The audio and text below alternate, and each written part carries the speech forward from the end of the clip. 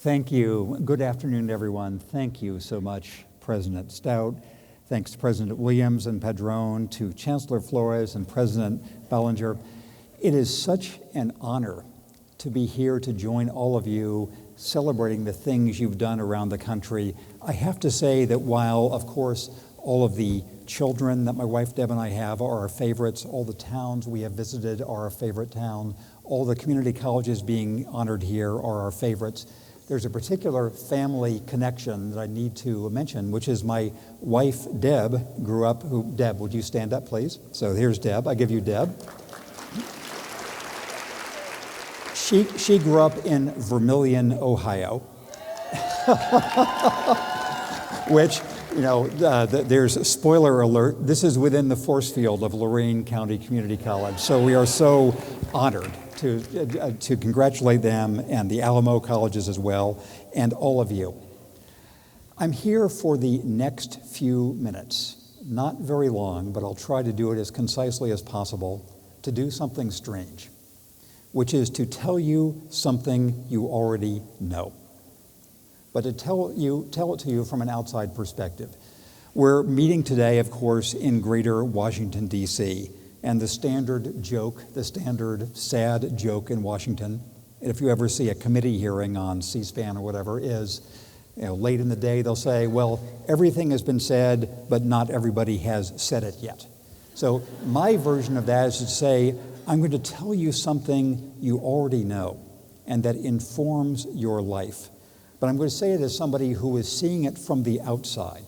And I'll try to put it in a perspective of what Deb and I, in our traveling around the country, have learned about the work you do, the place you hold in American reality right now, the continuity of American history that shapes what you're doing, and the importance of what you are doing for America's future. So again, you know this already, but I'm going to say it from outside before having a discussion with some of your colleagues, and I'll try to put it in a shape that I hope will give you both more belief in what you're doing, starting from an already high level, more passion about the importance of your work for American communities and states and regions in the entire country, and more sense of how to involve your fellow citizens at the local and statewide and national level in helping you be as effective as you can be in the road ahead. So that is my plan. I'm going to do it in 4 pretty brief segments. First, I'm going to tell you a little bit about how Deb and I learned the things we did about you and your work.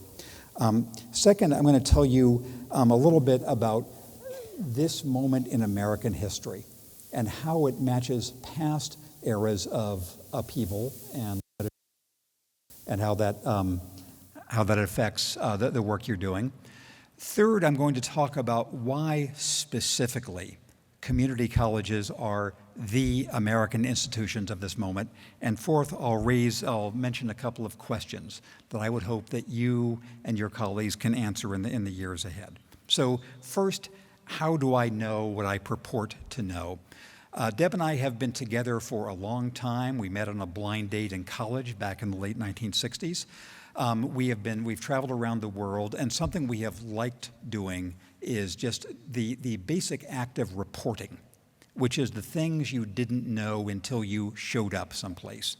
And starting in 2013, in our little single-engine propeller plane, we've been going to communities all around the country and reporting for The Atlantic and finally for our book. As part of this process, we saw all the things you know are tragic and troubling in your communities.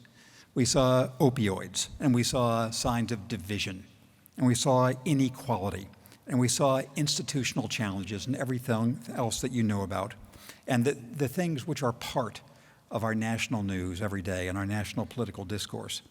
We also saw something that we think people are not as familiar with, which is how widespread is the kind of effort that you're celebrating here, of people giving their lives and their talent and their ingenuity and their principle to reinventing community colleges, reinventing public schools, reviving downtowns, finding new places in which to attract people to their towns, trying to deal with their history in both its unjust and its more inspiring aspects. And the argument we ended up making in our book and in a big movie that Deb and I have just finished making, which will be on HBO later this year, we've tried to argue that this is one of many moments in America's history when there's been a struggle for the nation's soul. On the one hand, we have the national politics, which, regardless of your political affiliation, are not effective right now, are not good in matching the nation's resources, which are still enormous, to the nation's challenges, which are, of course, enormous too. That this moment where we have a national politics that seems paralyzed and polarized and dysfunctional in all the ways we hear about daily in the news, that is one element of the national tension. On the other side is this dispersed nationwide movement, a reform era that's not always aware of its potential and connectivity of people like you in community colleges and your counterparts who are reinventing small businesses or small organizations around the country, of people who are dealing with changing population in their communities, et cetera, people who are reinventing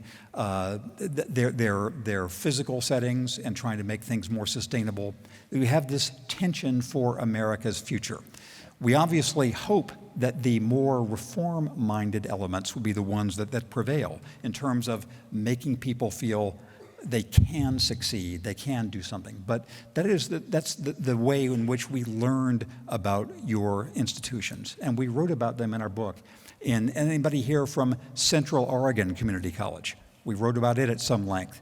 East Mississippi Community College, Dodge City Community College, and counterparts around the country. So we felt as if we learned just by going up and asking what was happening, going around and asking what was happening, how important your elements are in this moment in America's history.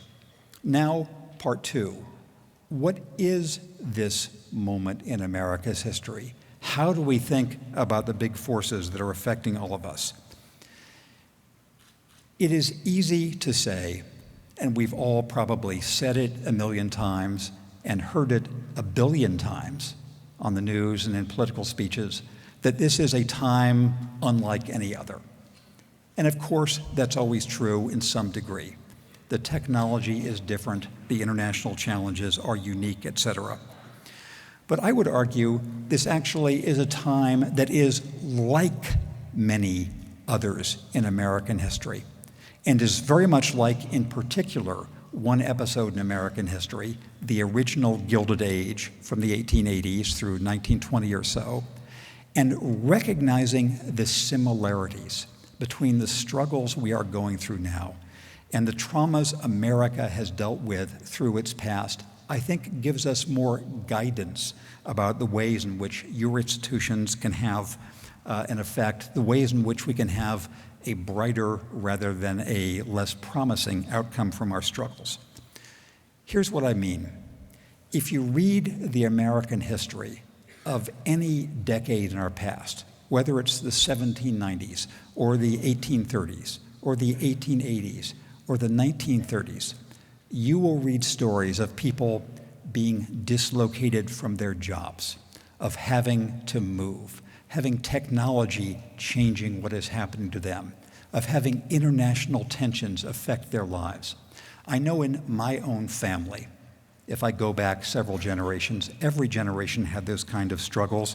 I think in the families represented here, whether the struggles are those of segregation and enslavement or those of immigration, whether they're those of the Depression, there has been this kind of dislocation that has happened through our past. And especially in the moment I mentioned, which was the original Gilded Age, the things we talk about now, sudden new fortunes of unimagined scale, of sudden losses of livelihood, of people having to move in ways they hadn't expected, of people feeling as if they had lost their traditional role. These things are painful right now. They were painful in the late 1800s. They've been painful in every part of our history. And as we look at America's history, usually the reasons we judge eras as being more successful versus less successful is how they prepared our people to adapt to prevail, to sustain their livelihoods and their families and their values in the face of a kind of disruption that is continual through our past and will be continual in our future. We look at some times that were better in our history. Ironically, World War II was a time of great opportunity for women and for people of color on the American home front. The GI Bill was, of course, a time of increased opportunity. There are other times when the failure of institutions and politics meant that disruptions left people even more badly off than they would have been and if they had not gotten some kind of help. So I'm saying part number one, my first point, Deb and I have learned about what you're doing by traveling around. Part number two, we're in a time of tumult, and that is the American story. It's the way this country has been, and it's how we react to strain that really defines how we view this era.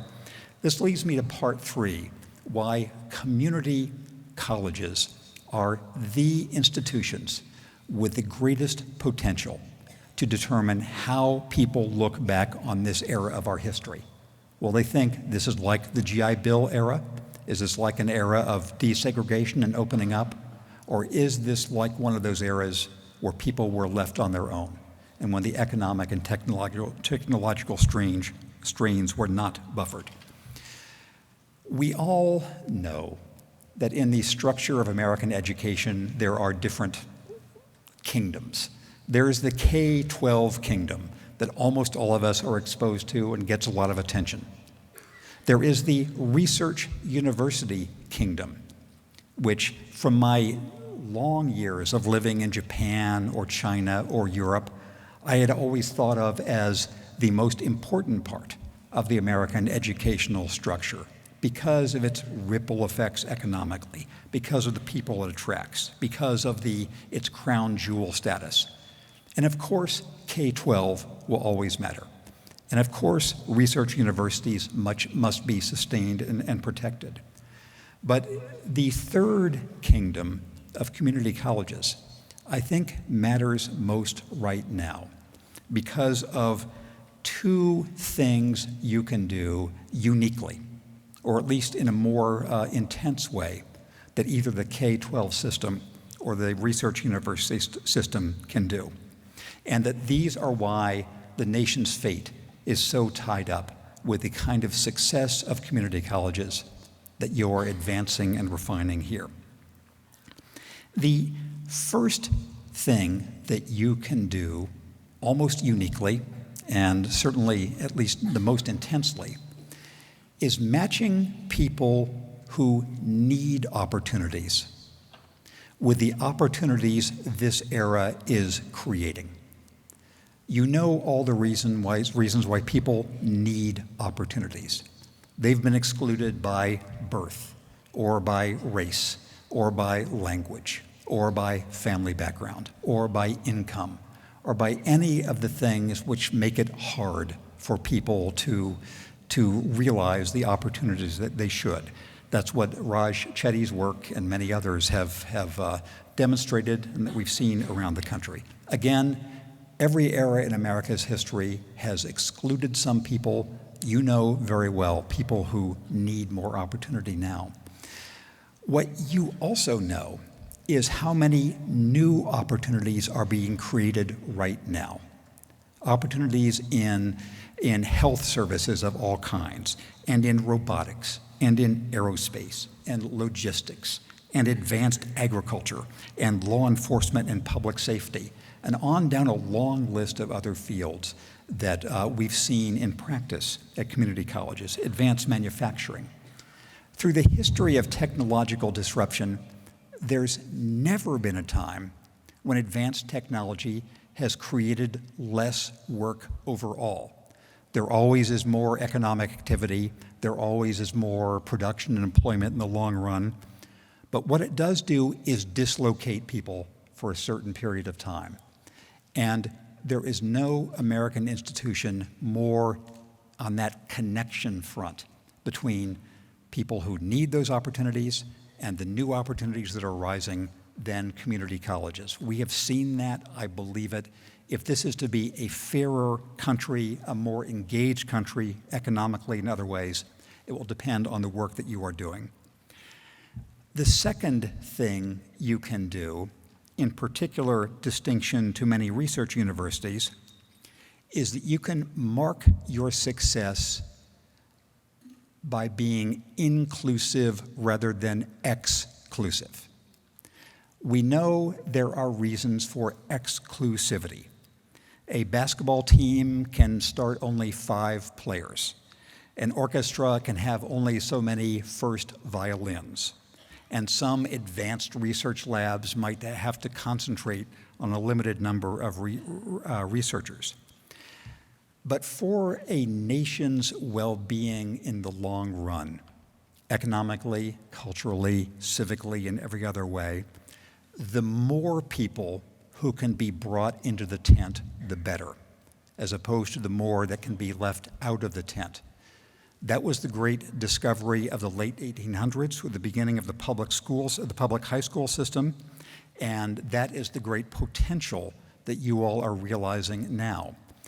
You recognize that some research universities have both worthy reasons to become exclusive and unworthy reasons to seem exclusive, to attract more applicants so they can deny more of them and become more selective, and that sort of vicious cycle that applies at many levels of society and in higher education as well. But you know that your success, your benchmarks, your involvement with the community depends on how thoroughly inclusive you can be. More people who think your colleges are a realistic part of their imagination, more who make your colleges a realistic part of their life plans and their economic plans, more for whom your colleges are something that realistically they can complete and use as a step onto the next level of life. So I could go on at length on this point, but I'm saying your country needs you. Our country needs you, both to match people with opportunities that are out there and may seem beyond their grasp, and to expand the tent in a way that America has always done in the ways it is proudest of retrospectively. And it is embarrassed about the times in its history when it tries to be more exclusive and has closed the tent. Finally, my last brief point is, in our travels to see people doing dispersed reform movements around the country, Deb and I were first kind of startled in a sensory way, in the way you might be if you go to the desert in Arizona or New Mexico, and you're away from the cities, and you look up and you see how many more stars are up there than you had any idea of when you were looking in a bright night-lit city. We first were amazed again at the array of people doing efforts like those you're celebrating here. Then we became more and more interested in ways in which people are trying to connect and systematize and increase leverage and do just the kind of thing that you're doing here with Achieving the Dream, of trying to give a way in which that the lessons from one state can be shared to another, examples of success can be replicated. I have a list of the kinds of questions that we'll hope to learn about from you as we travel to see more colleges and do more work. And I won't go through all of them now because I just have a minute left. But I'll just mention one or two of them I think are important parts of community college's future.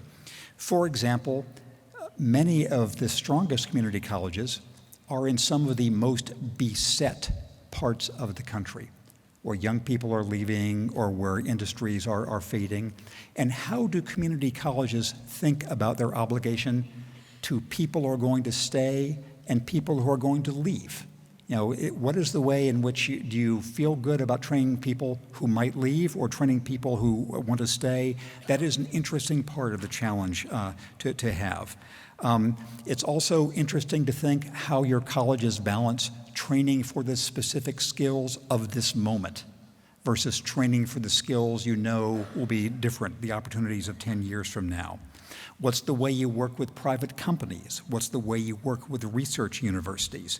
How do you think of yourselves as the pillars of a community or apart from a community? And on through a long list.